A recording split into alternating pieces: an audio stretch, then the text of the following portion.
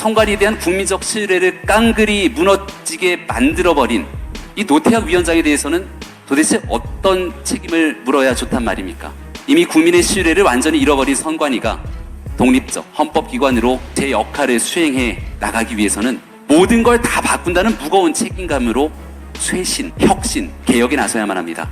이런 문제가 누적되고 폭발되는 동안 엉뚱한 대응으로 제 식구를 감싸왔던 노 위원장이 버젓이 자리를 지키면서 어떤 변화가 가능할 수 있겠습니까? 조속히 문제를 바로잡고 국민의 신뢰를 회복하기 위해 책임져야 할 사람들의 빠른 책임지는 모습, 그 결정을 촉구합니다.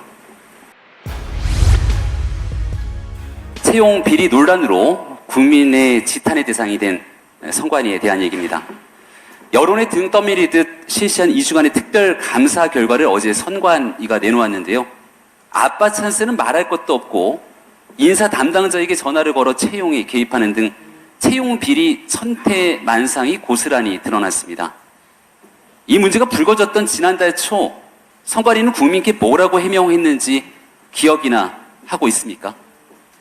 법과 절차에 따른 공정한 채용으로 아버지들의 영향력 행사는 전혀 없었다. 바로 얼마 전까지 선관위가 내놓았던 해명입니다. 이랬던 선거관리위원회가 어제는 긴급위원회를 주재하더니 특혜 채용 의혹 관련자에 대한 수사 의뢰와 함께 전현직 직원에 대한 전수조사를 하겠다고 합니다. 하루가 멀다 하고 터져나오는 특혜 채용 의혹에 여론이 악화되니 결국 선관위도 두 손 두 발 다 들 수밖에 없었던 것 아닙니까?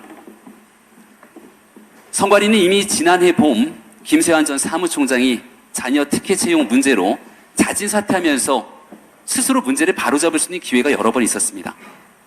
하지만 노태학 위원장이 이끄는 선관위는 부정한 아빠 찬스의 진실을 밝히기 위한 그 어떤 노력도 하지 않았고 부정 채용의 의혹이 쏟아지는 가운데에도 아버지들의 영향력 행사는 전혀 없었다며 거짓으로 국민을 기만하는 뻔뻔함마저 서슴지 않았습니다.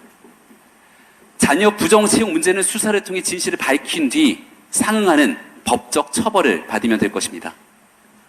그런데 각종 의혹 일파만 바 커지는 가운데에도 거짓 해명, 제 식구 감싸기로 선관위에 대한 국민적 신뢰를 깡그리 무너지게 만들어버린 이 노태학 위원장에 대해서는 도대체 어떤 책임을 물어야 좋단 말입니까? 이미 국민의 신뢰를 완전히 잃어버린 선관위가 독립적 헌법기관으로 제 역할을 수행해 나가기 위해서는 모든 걸 다 바꾼다는 무거운 책임감으로 쇄신, 혁신, 개혁에 나서야만 합니다.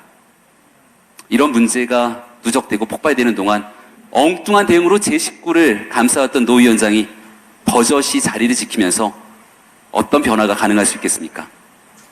조속히 문제를 바로잡고 국민의 신뢰를 회복하기 위해 책임져야 할 사람들의 빠른 책임지는 모습, 그 결정을 촉구합니다. 네,